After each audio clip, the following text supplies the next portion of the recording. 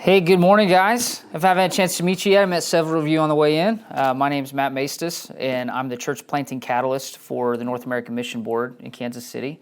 So I recruit, resource, and train church planters to plant churches in Kansas City and then throughout the rest of eastern Kansas. And then I get the opportunity to do a lot of stuff with college students and collegiate leaders as well. So it's really fun to be with you. Thanks for kind of finding your way through here. And the title was a little bit different and backwards, so they kind of got the description mixed with the title. So you'll get a healthy dose of who you're responsible to minister to, but it's really about healthy boundaries in ministry. That's what we're talking about today. So as you get started, you've kind of got to know each other just a little bit.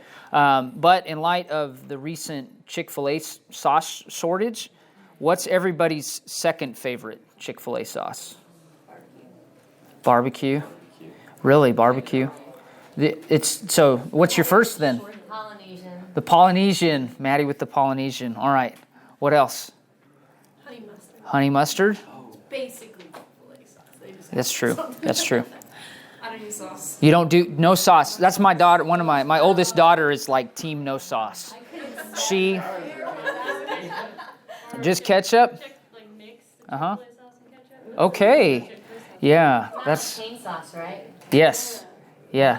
So yeah, my oldest daughter is team no sauce. She doesn't do syrup on her waffles or pancakes. And I heard you say you played piano.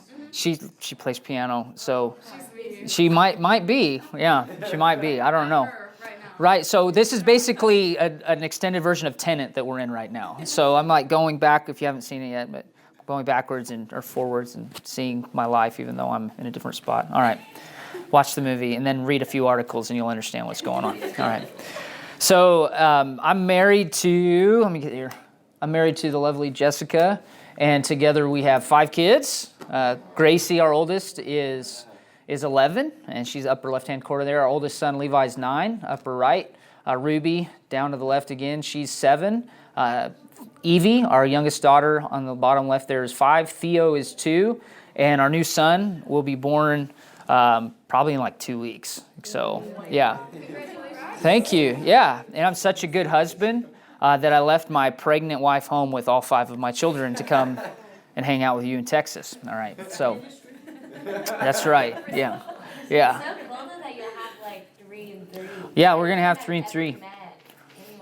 I know. Well, so funny story. Before our youngest son, before Theo was born, Levi, before we found out my wife was pregnant, he was like, "Dad, I prayed that you and Mommy would have another baby and that it would be a boy." And we were like, "Well," I was like, "You can have to take that up with the Lord. I don't know, son." And he prayed, and then he had a baby brother. For a while, he was convinced that he wanted to name his brother Diego. So we kind of had to massage that and negotiate the new name. So Asa is coming in a few weeks. Yeah. So and if you wonder what it's like to have 5 kids, it's just like Jim Gaffigan says. Imagine that you're drowning, and somebody hands you a baby. Right? It's about what it's like to have 5 kids. So today we're talking about healthy boundaries in ministry. And I built a tool. You see it kind of drawn here. We'll kind of refer to this a little bit, and then have a better version on the screen. But I built this tool called the Responsibility Matrix that helps us kind of unpack who and how we're responsible to minister to and with people. Really, this came about, the genesis of the idea came from a book called The Art of Neighboring by Dave Runyon and Jay Paddock. And in one of their chapters, they use this language of who are we responsible, the difference between being responsible to minister to somebody and being responsible for somebody. And what led me to build the tool based on those 2 simple words, 2 and 4, the difference between them. I was at lunch with a good friend of mine. His name's Derek, and we were at Chipotle. And Derek's testimony, he was addicted to meth. He had a lot of struggles with addiction, and then God delivered him from that. He's a business owner now, and now he employs guys that have come out of that lifestyle as well.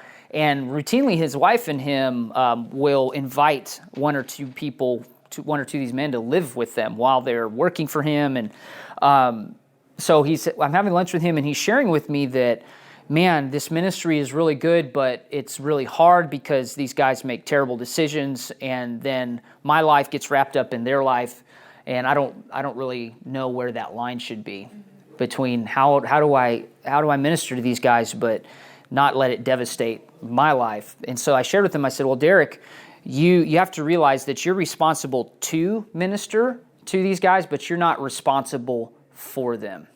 You're responsible to them, but you're not responsible for them. In their book, Boundaries, Cloud and Townsend say it like this. Where'd it go? Come on now. My tech to work. Think of a boundary as a personal property line. It becomes a fence that divides the things for which we are responsible from the things we are not. Boundaries define the terms of what's allowable or not in any relationship. When we love God and want to do the right thing, it can be easy for us to forget our own limits, but it's important to establish the norms and expectations in relationships. Think of a boundary as the difference between being responsible to a person and being responsible for a person. Now, when you look at the life of Jesus, we know when you read the Gospels, he didn't minister to everybody that he came in contact with. And you see even nuances of that. So like at the beginning of the Sermon on the Mount, you remember it says that Jesus, he goes up on the mountain, and it says that there's a mixed multitude out around him, right? There's his disciples, and then there's everybody else that's kind of in the community of disciples. Like we know later that there's a group of 12, and then there's like the 70, and then there's these crowds that follow him around. And it says that when he began teaching, that his disciples came near to him when he began teaching. And then later, right before Jesus goes to the cross, when he's in the garden, he's praying to the Father, and he says, Father, I've kept all of those that you have given me, right? So Jesus is drawing a distinction among these people. And so when I was sitting with Derek, I felt like the Lord just kind of gave me this concept of this tool called the responsibility matrix. And so I shared with Derek, I said, you have to draw a distinction, Derek, between who you're responsible to minister to and who you're responsible to minister for. And so it looks like this. The people that we're both responsible to minister to and for are people that we live in a covenant kind of relationship with. We live in a covenant with people that we are responsible to minister to and for. So when you think about covenant relationships, who do we think of first when we think about covenant relationships? Yeah, if you're married or desire to be married someday, we know that predominantly the people that you live in a covenant relationship with will be your husband or your wife, and your kids as well. Like my kids, all 5, almost 6 of them, I'm not just responsible to them to meet their needs, but I'm responsible for them. Like even for the poor decisions they make, I'm responsible to meet their needs, to feed them, to clothe them, all of them, to house them. I'm responsible for them. What other kind of covenant relationships do we have? Family's the primary one. What's the other one? Some other ones. You guys are involved in churches, right? You're involved in ministries. Is there membership in the churches that you're involved with? Okay, so if you're involved in membership in the life of a church, that's a covenant type of relationship that you're involved in. It's slightly different than a family relationship, but your church relationships are covenant relationships.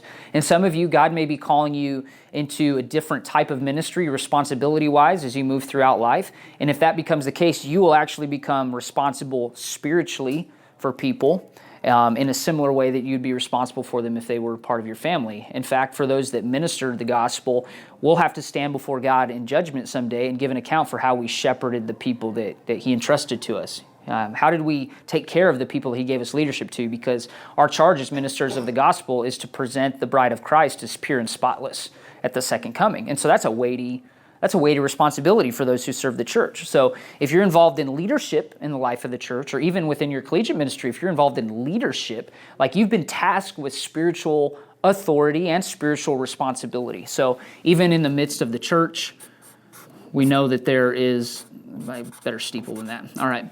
Some a covenant type of relationship. If someday you own a business of some kind, you'll be responsible monetarily for the people that you employ, all right? It's not, you've made an agreement with them, they said, I've agreed to work for you, and you've agreed to pay them, so you are responsible for them. The word that we give to that is provision. So provision runs on being responsible for people, And accountability runs on being responsible to people.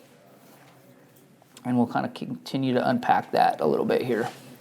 So, when you say that you live in a covenant relationship with someone, primarily you're responsible to them, and we'll talk more about that in a minute, but you're responsible for them. And what that means is this: when you live in a covenant with people, you say, I will love you, and I love you enough to shepherd your heart. Like, that's what you're saying in a covenant relationship.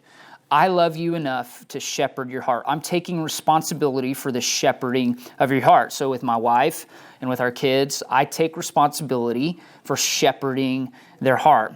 So statements like, I will lovingly walk with you in truth. And the reason I have these ones listed like that in the capital letters is they'll become important in just a little bit when we show the distinction or the difference between those we live in covenant with and those we live in community with and those that are in the crowd. So those are the big differences here: covenant, community, crowd. And then I'll unpack chaos in just a little bit. I will lovingly walk with you in truth. I will serve you sacrificially, and I will give my life for you. So for those that we live in a covenant relationship with, we lovingly walk with them in truth, we serve them sacrificially, and we'll give our life for them. In missional language, we'll also say that for those we live in covenant with, we're sent with them. So that's the group of people that we're sent with. So when you're in a covenant community, like for those of you that are seeking right now to minister on a college campus, the people you are walking onto that campus as missionaries with, you're sent with them, like they're your spiritual family.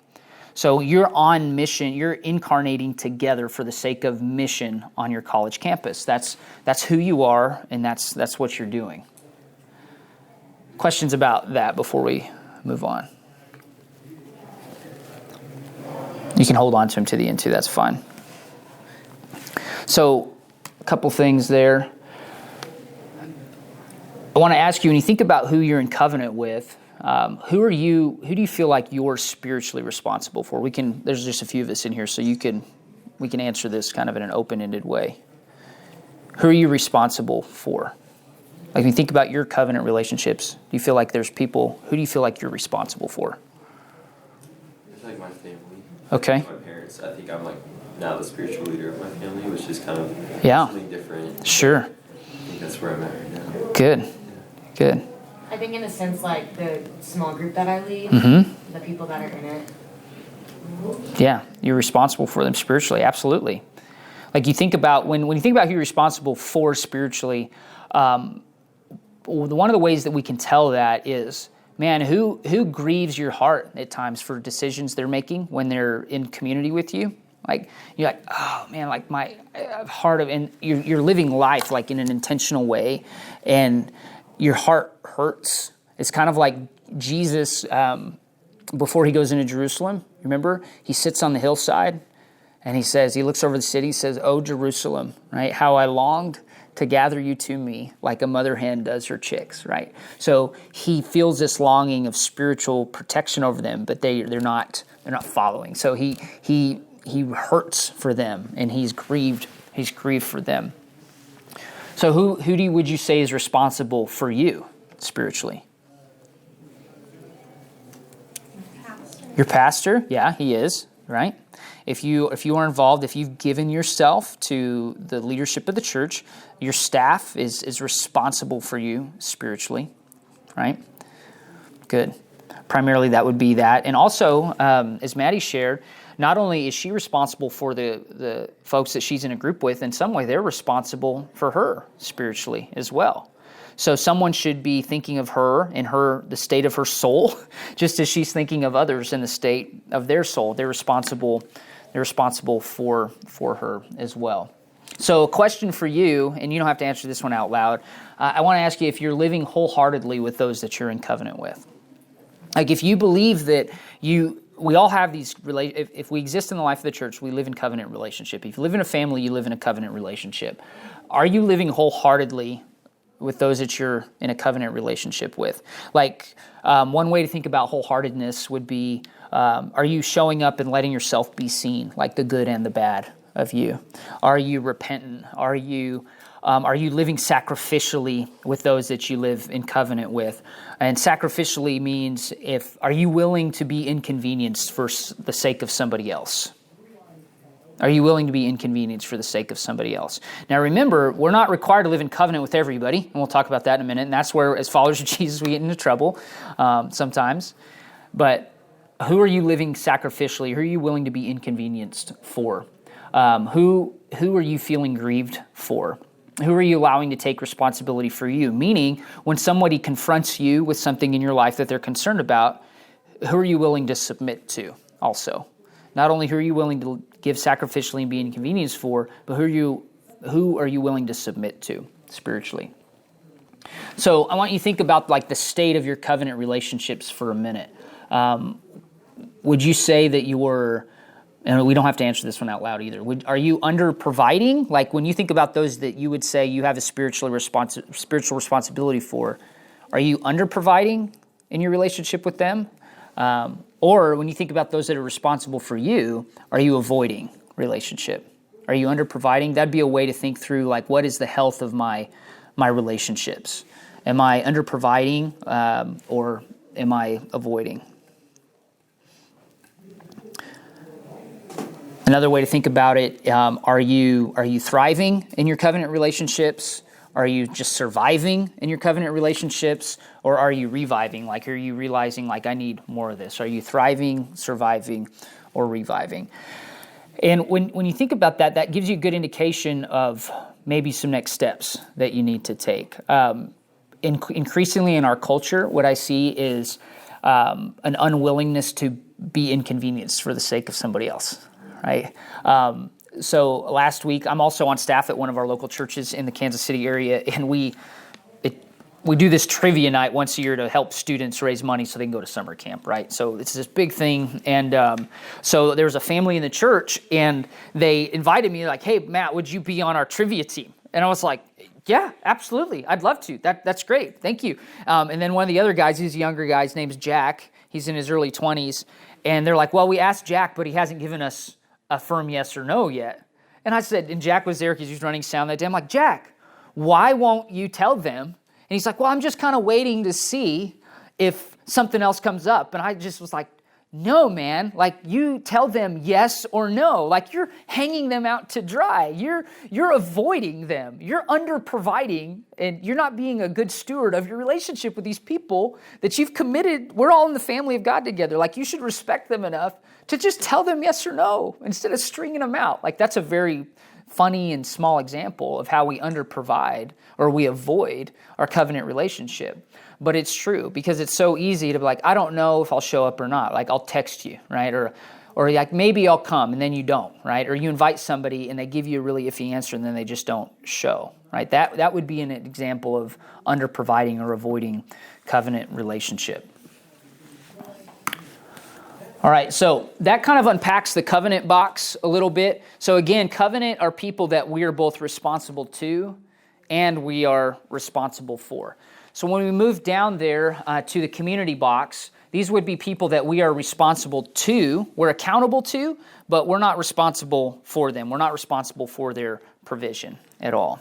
So we're responsible to them, but we're not responsible for them. Let me move over here a little bit. There we go. Yeah, so again, notice the capital letters there. That shows us the difference. When we live in community with people, we're saying that we're accountable to them. We're saying we will kindly show and offer them truth. So that's different than those that we live in covenant with. For those that we live in covenant with, we have committed to lovingly walk with them in truth. For those that we live in community with, we're committing to kindly show them the truth. And that's a radical difference. Covenant is side by side. Like we're together in this, walking hand in hand. Community is, hey, I'm accountable to you. I will show you the truth in kindness. Like that's my responsibility to you, is to show you the truth in kindness.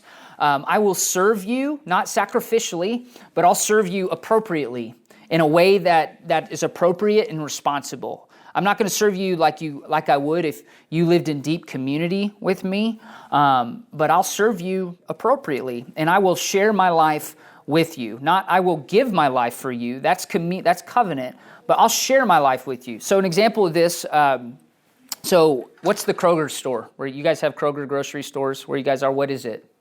Which one is it? What's the name of it? Is it just Kroger where you guys live?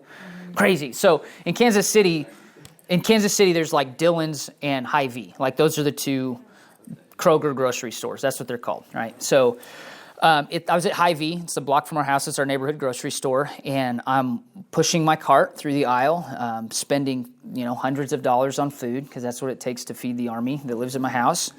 And there's this older lady, and she's pushing her cart the other direction. I'm clearly not dressed like a Hy-Vee employee, but she looks at me and she says, "Young man, do you know where the soup is?" And I just didn't avoid her. I didn't say, "That's not my problem," because she's in my community. She lives where I live. So I say, "Ma'am, I don't, but let's find it together," right? So I park my cart, I grab the front of her cart, and we walk through the Hy-Vee, and I'm reading signs, right? Hey, it looks like the soup it's not in aisle 7. That's the baked goods. Oh, look, it's soup right here. So we turn the corner, and I walk with her into the soup aisle, and I ask her, "What kind of soup are you looking for?" She says, "I'm looking for chicken noodle soup." I said, "Is there a specific brand of chicken noodle soup that you want?" She says, "Yes, this is the kind that I like." And I said, "Okay, there's a couple different kinds. Do you like it with the big noodles or do the skinny noodles? Do you like it with a lot of veggies or not a lot of veggies?" And she's like, "Well, I like the little bit bigger noodles, but not as many veggies." Great. So, and I said, "Do you like low sodium or do you regular?" She's like, "I like the low sodium, big noodle, chicken noodle soup." And I was like, "Great." So I find her soup can, right? And I put it in her cart for her. And I say, "Is there anything else that I can help you find today?" She says, "No, I think that's it today." I said, "Great. I hope you have a great day today." And so I'm not going to take her to the register and pay for her soup. I'm not going to drive her to her home and cook her soup, right? Because I'm not responsible for her. But she's in my circle, she's in my sphere of influence, so I'm responsible to her. So when we think about people that we're responsible to, these would be people that you live on the same street with, or if you live in a dorm, these would be people that. Do I have a typo? Because it says responsible for and not to. Oh yeah. So we are responsible. Oh yeah, I messed that up. I got to fix that. It's responsible to, not for. Yeah, responsible to, not for. So I built this PowerPoint at like 6:30 this morning, and so I have a few typos. So yeah, community is responsible to, not for. My apologies there. Good catch, Maddie. Very good. So again, when we think about those that live in our community, we're responsible to them, not for them. People we live on a street with, people you live in the dorms with, people that are on your college campus. They are part of your community. Those are the people that you're living life with in some way. Now, when we live in this way with people in our community, we share our life with them and we're sent to them. So those that we live in covenant with, we're sent with them. For those that we live in community, we're sent to them. So we're on mission with those we live in covenant with to the people in our community. And there's a big difference there. So when we think about like evangelism runs this way. Like our mission as followers of Jesus is to actively engage people with the gospel in our community and to pull them and to invite them into covenant relationship with us. Like that's what evangelism is. We encounter people in our community and we invite them into covenant relationship with us.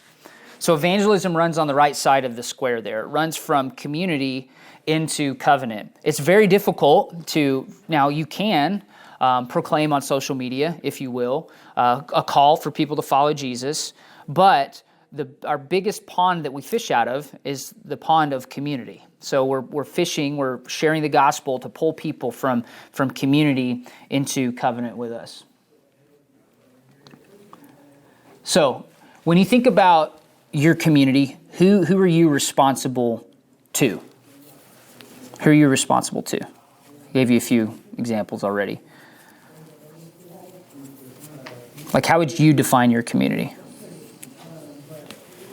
My neighbors and classmates. Okay, good.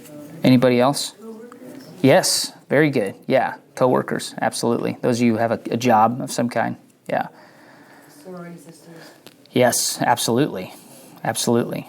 If you're involved in any kind of like activity as well, that would be in your community. Are you guys familiar with the first, second, and third place language? So first place is people you live life with. Second place is like where you work or go to school. And third place is where you play. So like if you have a hobby or activity. So I'm like quad vocational, so I have like 3 or 4 jobs. So I'm also a personal trainer at our gym, and I teach a class 3 times a week. And so those people are in my community, right? I see them multiple times a week. I engage with them, and so I'm responsible to them to share the gospel with them, to share my life with them, to kindly share them truth.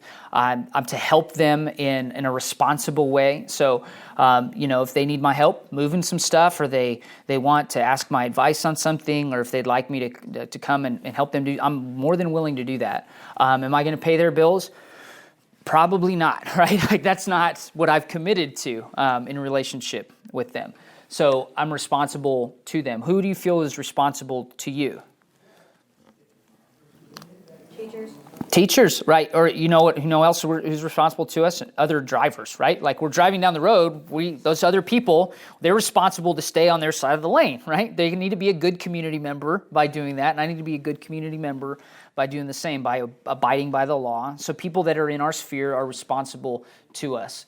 So a couple questions to consider when we think about those that are in our community sphere is, who are we over-expecting from? Who are we over-expecting from? So when you think about those that are in your community sphere, are you expecting things of them like they live in a covenant relationship with you when they're really just part of your community? So that could be even like, your teachers they're probably great people, a lot of them, but they're not your parents, right? They're not in your church. They're not there to provide for you in any meaningful sense like the people that are in your family or the people that are in your spiritual community. And then who's over expecting from you? This is where it gets a little sticky, right? Because we, as followers of Jesus, we have this burden to share the gospel and to share our life with people. But it can very easily come a point when people want to take advantage of the nature of that relationship. And they want to start treating you like they live in covenant relationship with you when they really are just part of your community. And so when somebody wants to engage with you about helping them in some way, like they want resources from you, they want a lot of your time, talent, call it 3T, right? Time, talent, and treasure. They want your time, talent, and treasure.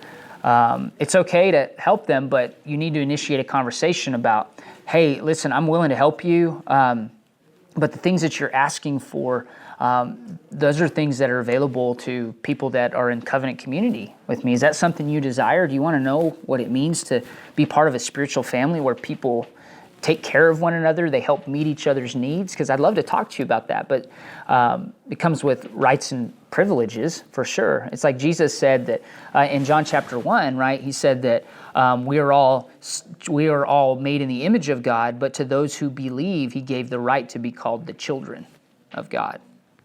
And that's who we are, John says. But it's only for those who believe that have the right to be called the children of God. Yes, we're all made as image bearers. We're all divine image bearers. We have rights and privileges associated with being divine image bearers.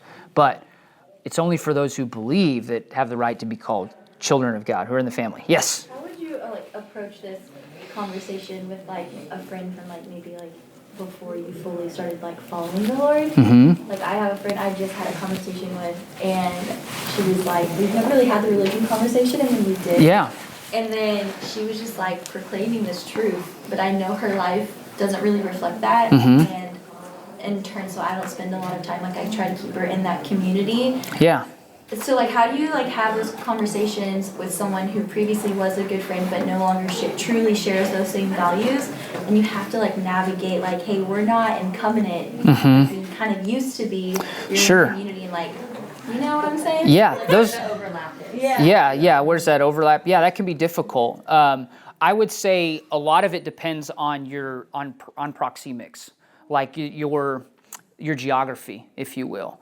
It's very hard to live in covenant with people that you don't share a lot of time and real estate with. Right. So if this person, I don't know, does this person live in town with you, or they? In Lubbock, where I'm at, really good friends the last 2 years. And Yeah. I really surrendered my life to the Lord, and now my priorities are just not where hers were, but she's still proclaiming this truth, and I'm I can give these things, Right. So again, I would say, is she a follower of Jesus or no? She says she is. Her life doesn't reflect that. I think that's the genesis of that conversation. And that's hard. That's difficult. I mean, cards completely on the table. So I didn't grow up in a believing home. Neither of my parents are believers. And my mom, I think she thought she was, but she came out to visit us as a family. I mean, we have a great relationship. So this visit was probably 10-ish years ago. And I was driving her to the airport. And I said, Mom, she asked me a question about why I make decisions the way that I do. And I said, well, Mom, I'm a follower of Jesus, and God commands us to live our lives this way. And he's told me that if I do what he asks me to do, that he'll meet my needs. And she was disagreeing vehemently with that. And I said, well, Mom, would you say that you're a Christian? And she said, yes, I would. And I said, well, explain to me what you think a Christian is.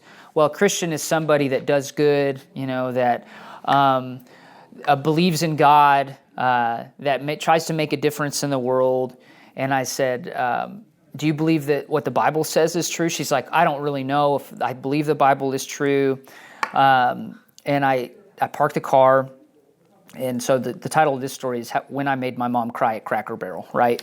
And so I said, Mom, I love you. I believe that you believe in God. I believe that you want to be a good person. I said, but that doesn't make you a Christian. I said, a Christian is one who said that Jesus is the Lord of their life. And she said, well, I don't need a Lord of my life. And I said, well, Mom, I love you, but you are not a Christian. You are not a Christ follower if you don't want Jesus to be the Lord of your life. And she's weeping. She's weeping. And so I shared the gospel with her again, that our standing before God isn't dependent on what we do, but it's dependent on what's already been done. And that all the things that she's seeking for and the good that she thinks she's trying to do, that God sees those as filthy rags, but those good things that she wants to do are actually been made complete in the person and work of Jesus. And now the things that she used to do in the service of herself, she has the opportunity to do in the service of the Lord. And I put her on the airplane. And then she called me about 3 hours later and said, I had such a good time. Thank you for sharing what you believe with me. But she needed to lovingly hear the truth, that the things that she thought were true were not true. So again, like for those in community, I will kindly show you the truth.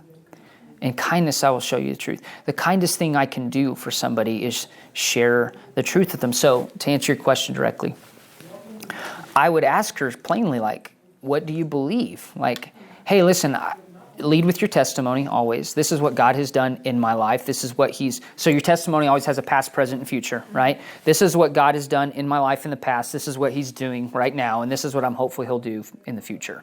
So, hey, this is what God has done. You knew me then. This is what he's done. And this is what he's doing right now. And this is what I'm hopeful he'll do. Can you share with me, like, what has God done in your life? And what is he doing now? And just listen. If you listen to someone long enough, they'll tell you how to share the gospel with them. Because everybody has a hurt that only the gospel can heal. Everybody. And so when you listen to somebody long enough, they'll share with you how to share the gospel with them.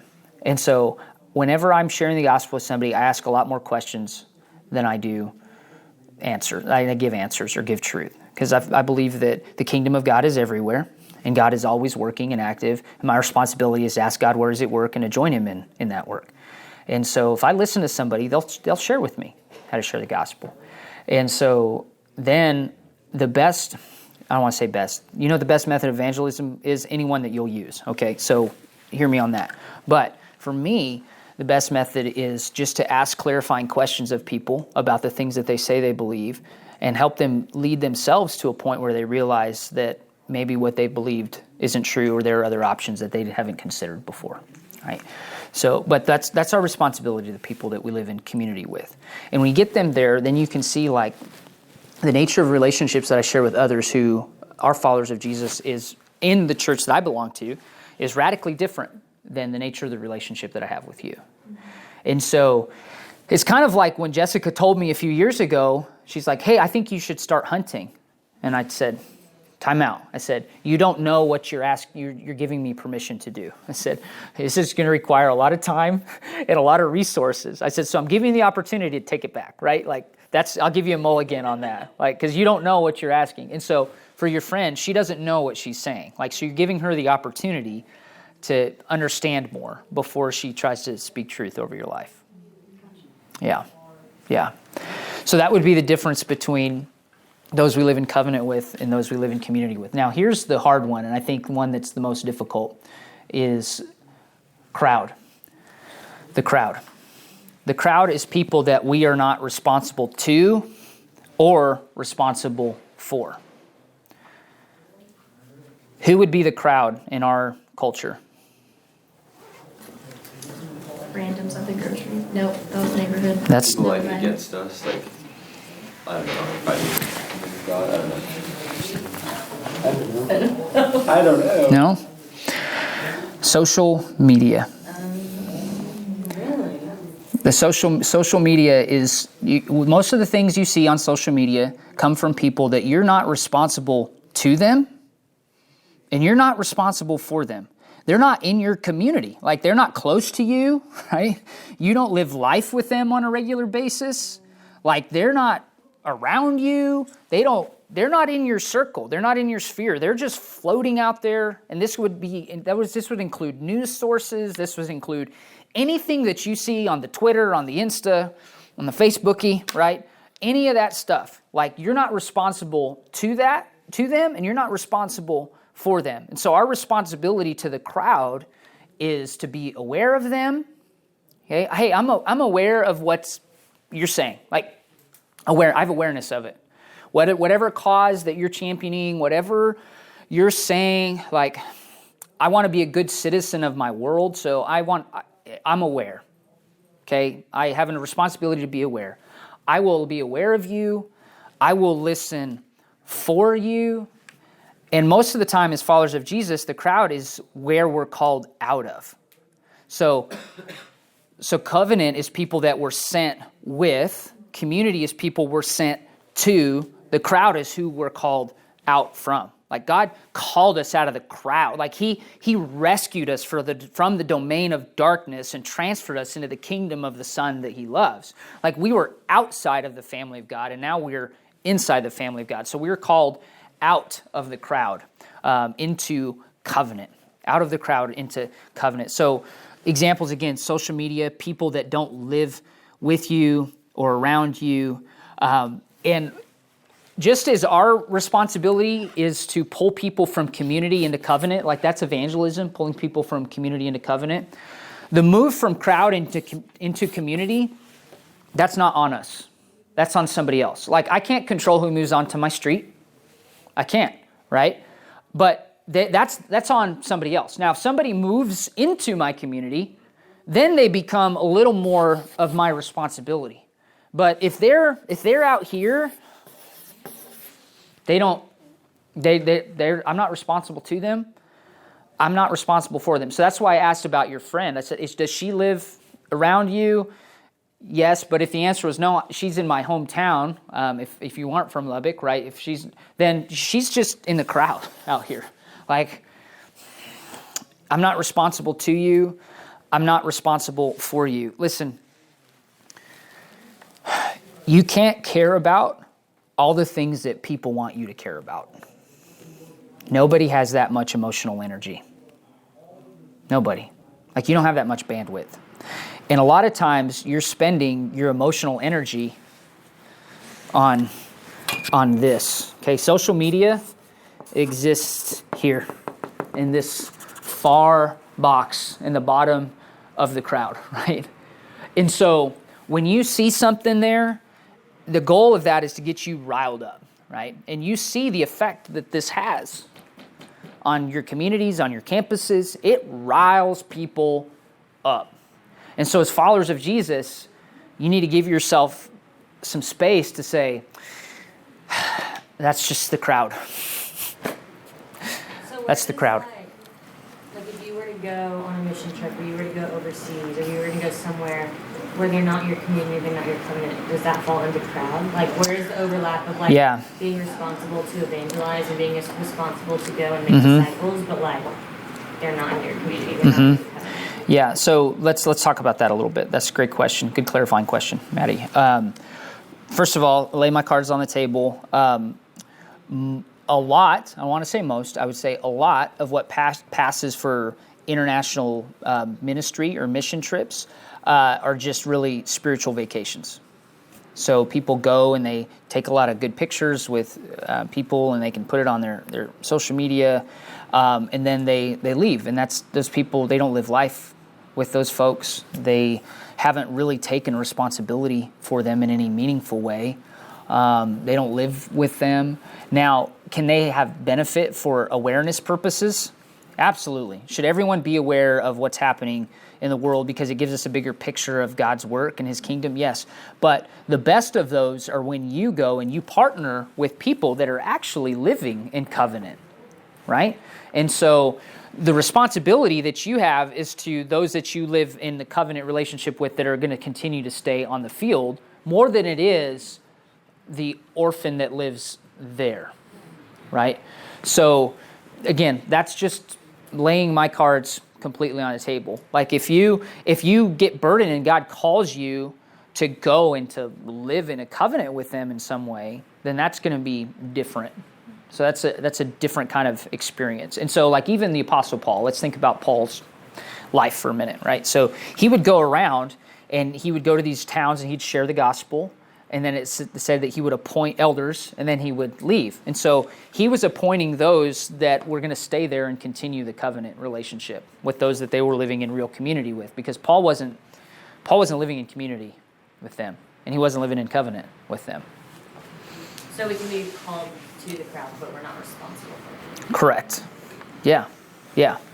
You can your primary calling though is always to your community. Because you can't, there's nothing supernatural or spiritual that happens to a person when they put their butt on an airplane and go over the sea, over the water somewhere, right? So if you're not making disciples on your campus, in your community, I'm just not going to believe that you're going to make disciples when you go somewhere else. Like there's nothing magical that happens on the airplane. Like you are who you are wherever you are. So you could go here, and it could be good for awareness purposes. I will be aware of you. I will listen for you, but they're not your responsibility. You're not responsible to them or for them. That's the job of people that are on the ground. So it's not necessarily bad that you're taking like a spiritual vacation to go there, but it's very important that you're continuing and championing with those who are in covenant. So you go there, you help. Yes. Yep. But make sure that you're like, there's people there that are going to stay there because your once a year visit to Honduras or wherever. Right. And I'm not throwing shade or stones on people that want to do that, but let's just keep that what it is. Like, I'm here to create awareness. I'm here to just be a cheerleader for what's happening on the field, because those people are the ones living in covenant every day. They're making a difference. I'm here to get awareness. Like, I'll be aware of you. I'll listen for you. Like, I'm here because, man, I just want to learn. Like, you can learn from the crowd, but you're not responsible. You're not responsible for them or to them. Not at all. Now, there are people you could argue like, hey, if your church has people that are sent and are like on the ground there, you live in covenant relationship with those people by nature of being in the spiritual family together. But that's for the missionaries that are on the ground. So yeah, you have a covenant relationship with those people that are there, but not to the community at all. Yeah, so like I said, if your church, like, I assume you're with Redeemer, right? So, no, Lubbock? No, not at all? Lubbock, but we're not with Oh, my bad. I made an assumption. That was terrible for me. So, yeah. So whatever church, whatever church your town, and they have a missionary that's stationed somewhere, you have you live in covenant with those folks. Like your church is taking responsibility for provision for them in a lot of ways. Like you're meeting their needs, you're caring for them as spiritual family, and that's partly why you're there, right? But your responsibility would be to those missionaries and to the family of God there to live in covenant with them, not to the community that they're serving. Now we got one box left. Oh, yeah. So think about the crowd. How much 3T effort are you giving to the crowd? How much of your time, talent, and treasure are you giving to the crowd? Again, this is a really important lens that you see a lot of what's happening right now in our world through, because they want to keep social media is designed to keep you riled up, right? But you have to remember, like, these people, I don't live life with them. I'm not responsible to them or for them. As my friend Matt Miller says, not my circus, not my monkeys, right? Like, this isn't my problem. It is a problem. I need to be aware of it, but it's not my problem, right? So, I'm just asking questions. Good. Because it's thought-provoking for me. But let's say share a post social media. Someone from the crowd reaches out to you. Where does that fall? Because as a follower of Christ, like, it's our job to share the gospel with people. But if they're not our responsibility, you know what I mean? Like, when you say share posts, like, sends it to you directly? Like, let's say I share something on my story. Like, I like to believe that I use my social media as a platform for my faith. Praise the Lord. I share something on my story. Someone that follows me, but not someone that I am in covenant or in community with, messages me the post that I posted. Hey, I like this. Tell me more about it. What does it look like? Where do they fall in? And what becomes at that moment, obviously, to have a conversation, potentially share the gospel. But what does that look like in terms of what I'm responsible for? Yeah, I would say you need to just know what your why is. Like, first of all, start with that. Like, start with, why am I sharing this?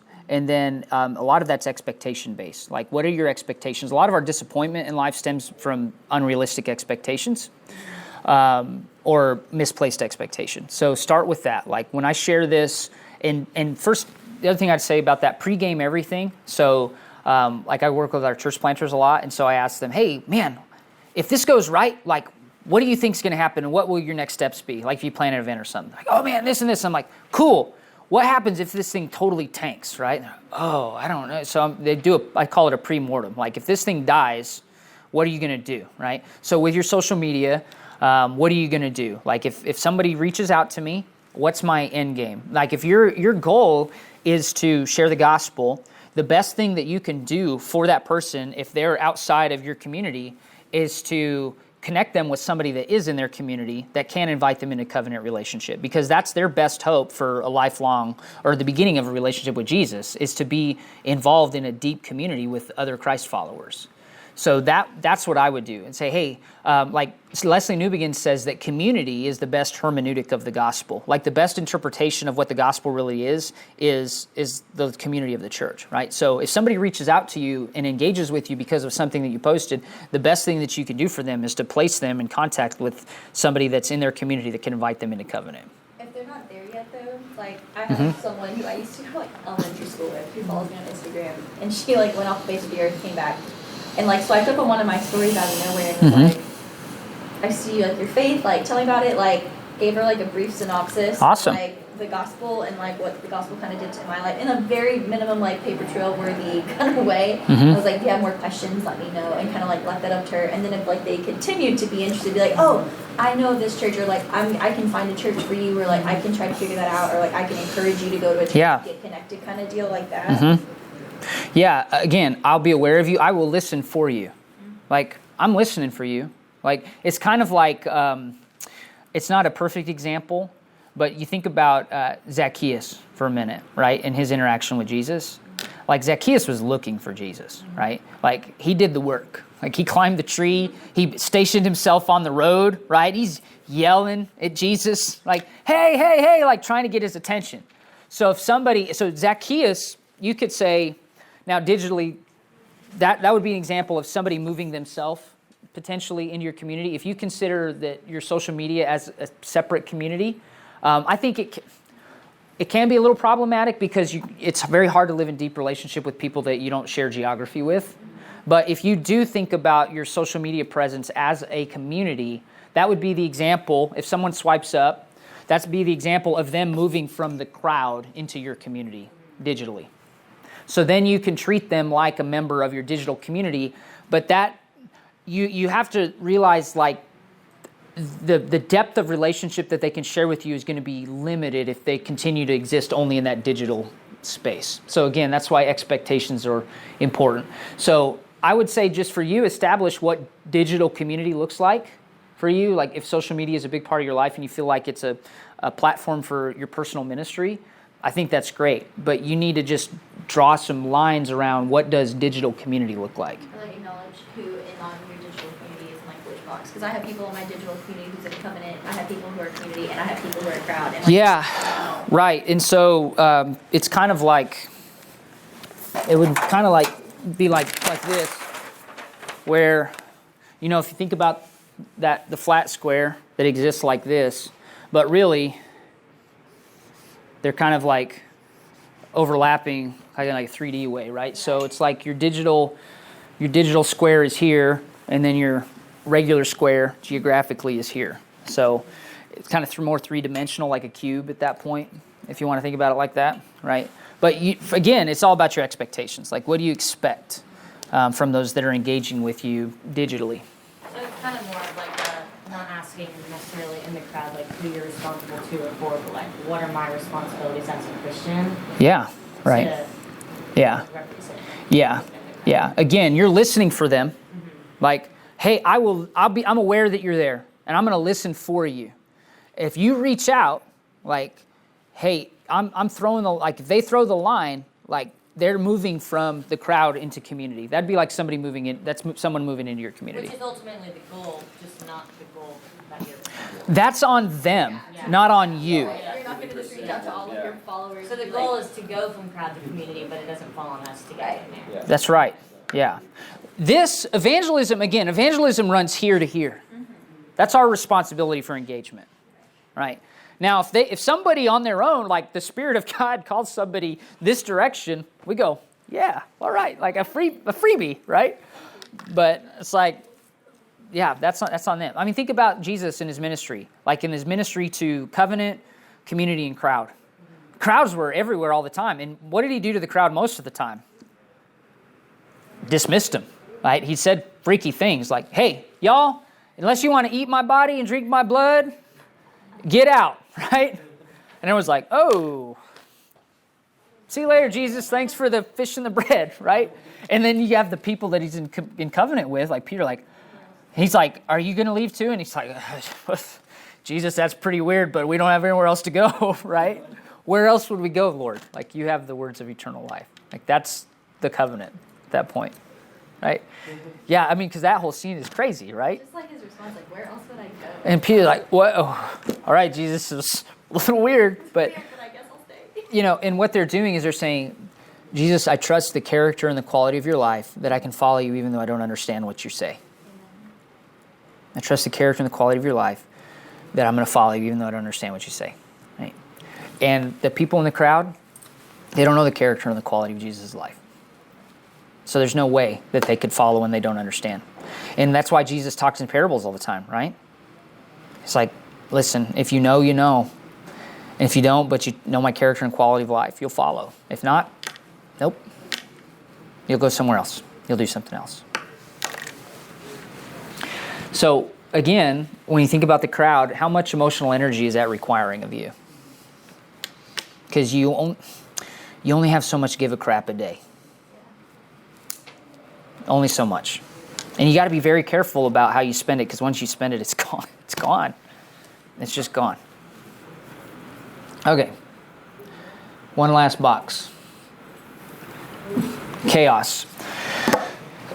When I first built this tool, I had this box empty because there's literally nobody that we are responsible for but not responsible to. Like, I can't think of a single person that we would be responsible for them in their provision but not responsible to them in some way.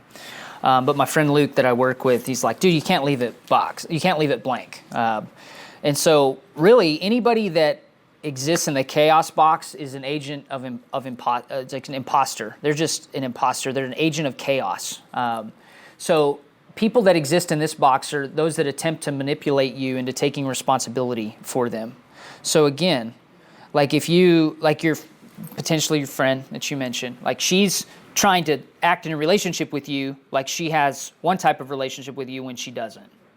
And so when you engage and encounter people like that, you have two options. You can pull them into deeper relationship with you, or you can push them out into their appropriate box. Like, you pull them in, like, hey, oh, that's where it's like, man, like, I feel like you want a deeper kind of relationship with me than the one that we really have. Hey, let me tell you about that. Let's talk about what that would look like. And most of the time, people are like, no, I don't want that. So when I was in college, I worked in a lumber yard, and there was a guy that worked there. His name was Junior, and Junior asked to borrow money from me one day. And I prayed about it. I was young. I was 19 years old, right? And I was like, let me think about it. Can I think about it? And I came back and I was like, Junior, listen, man, like, I want to help you, but here's what I'm going to need from you. Like, man, I want to be in your life more. Like, I'd love if you would come to church with me. If I loan you money, like, I'd love for you to come to church with me. I'd love for you to come to Bible study with me. And if you can do that, like, I'll help you, man. Like, I'll introduce you to other people. And he was like, no, man, I don't want that. I don't want that. And I was like, okay. Like, it's on him at that point, right? I've invited you. You've asked of me for a covenant relationship. Something you've asked of me provisionally, like we have a covenant relationship. I'll offer it to you. Do you want this kind of life? And he said no, right? So when you encounter somebody that's an imposter, they're trying to pretend they have one type of relationship with you and they don't, you can invite them, you can pull them in a deeper relationship, or you can push them out into their appropriate box. So we're almost done, guys. When you think about your life and your relationships, who or what needs pulled into deeper relationship, and who or what needs pushed out? So, like, commitment-wise with your time, like, are you giving covenant type of time to someone or something that really exists only in your community? Or is there somebody that you feel like God is calling you to invite into deeper community that you need to give more time or talent or treasure to? Now, this shouldn't, my hope isn't that this produces guilt in you, but just gives you a lens that you can say, this is why I'm struggling with this thing that's happening in my life. Or this is why these people are stressing me out right now, right? Or this is why, man, I'm just completely blitzed in my brain when it comes to what I see on social media. And just for you, like, are you under or over committing in each of those boxes? Like, where are you over or under committing? Yes? A lot of my people are like going to like different colleges and stuff. Mm-hmm. So as they're like going away, should I try to? Because that was like my big ministry was high school with those people. So should I try to continue to keep those relationships going, continue reaching out to them as they're like going to different places in life, or is it time for me to like cut those off and focus more on the next people? Yeah, it's a great question. I would say always listen, right? Listen, I will be aware of you. I will listen for you. But your best hope for ministry and for your own emotional and spiritual health is to make sure you find a covenant community to be involved with and to be a part of. And that doesn't mean that we become cold-shouldered to people that used to have meaningful life with you. We don't become cold-shouldered, but your responsibility just changes. And so if they engage you, they try and move here, right? Your best thing you can do is encourage them to find a type of covenant community that you're engaging with. Like, that's the best thing that you can do for somebody that doesn't live in your sphere anymore, that you don't share geography with, is, hey, let's find you somewhere and someone that you can connect with.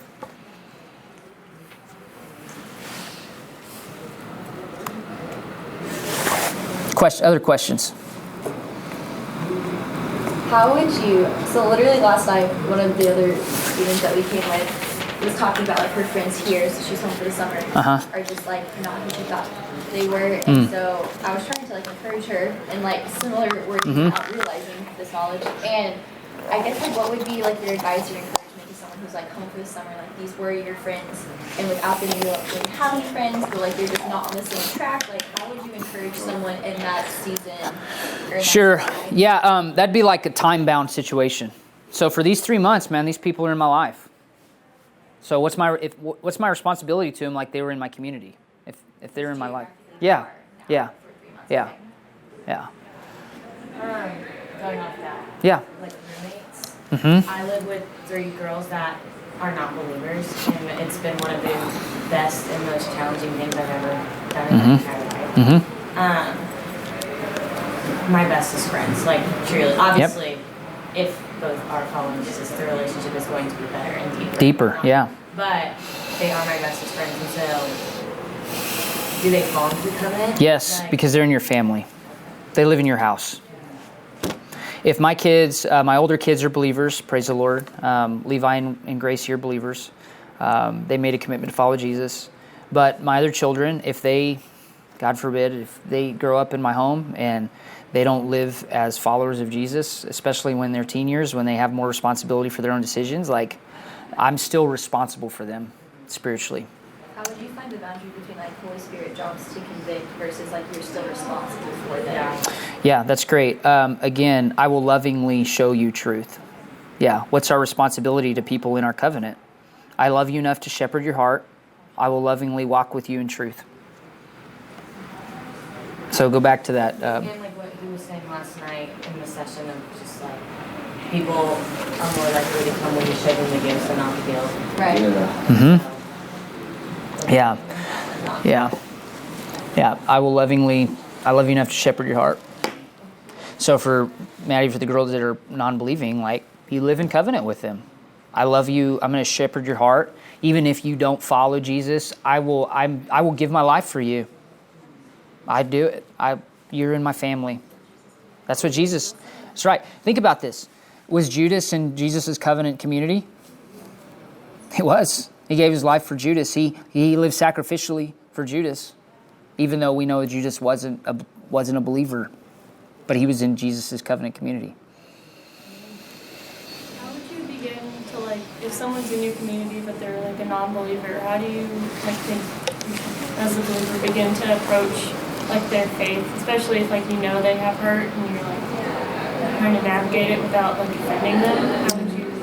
Yeah, the best thing you can do is live a committed life into and around them, in, for, and around them. Lovingly share your life with them. Lovingly share truth with them.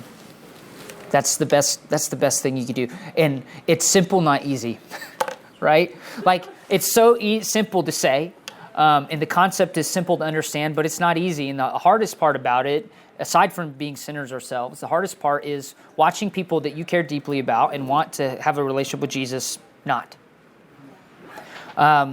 We lived in Lawrence, where the University of Kansas is, for some time, and we had a young lady in our community group that wasn't a believer. Her name's Callie, and she was married. Her and her husband both were in our circle, and our friend circle, and they were in our community. And she came to our house one day, and she said, "I'm leaving Eric. I'm going to get a divorce." And she told us these reasons. And I mean, Eric wasn't some evil man. Like he was just a guy, right? And she was sharing with me, and I said, "Callie," I said, "You're leaving Eric." I said, "But you have to take yourself with you when you go. And someday," I said, "you're going to meet somebody else and want to get married to that person, and you'll still be you unless something else changes in your life," right? So my responsibility was to lovingly share truth with her. And it was the hardest thing in the world to watch her do that. But that was my responsibility to her. Even though she wasn't a believer, she was she was committed, like in a covenant with us in some way. And it was hard. So if I can help you, more questions. I know lunch is in that panel. Some of you may want to get to that in the other building. So I want to be respectful of your time. So any other questions? Well, I was just going to say also, when you were asking, like, this, everyone overuses this too much, but prayer is also huge. Oh, heaven. Ultimately, like, we can't change a heart, we can't make anyone become a Christian, like, only God can do that, and so prayer works. It does work. I've seen it work, and even, like, the people I live with, like, I don't think I've ever prayed more for people in my life, and just seeing someone who has absolutely no desire to follow me, ask questions, and have heart stirs of just like, what does that look like? Not necessarily I want to, but like, what does that look like? Prayer works, and it's huge, and it's powerful, and so yeah, absolutely. Yeah. Other questions? feel free, reach out to me anytime. If you would like a copy just of the square, I can shoot that to you as well. Or if you want this exercise, if you feel like it makes sense to you and could be helpful to somebody else, let me know. Send me an email. I'll send it to you. Before I let you go, let me pray for you. Because I feel like you guys are the hope of the world. And it makes me excited to see you here. So let me pray for you. Lord, thank you for these students that they came to be engaged today, that they came to learn and to hear from you, Jesus. And it's hard to discern, Lord, who you're calling us to be and who you're calling us to. And so, Father, I pray great grace from you, Lord, for these students. I pray you give them wisdom beyond their years and how to minister. And, Lord, I pray you give them great gospel fruit, that you encourage their hearts, Lord, when things are hard, when they live life with people that they care deeply about but seem to want nothing to do with you. I pray that you would just show them some good today and even this week as they return home to their places of ministry. Jesus, that you empower them with your Spirit and just show them, Lord, who you're already working in the hearts of, God, that they can be involved with you in the saving of many. We love you, Lord, and we pray for these things today. It's your name we pray. Amen.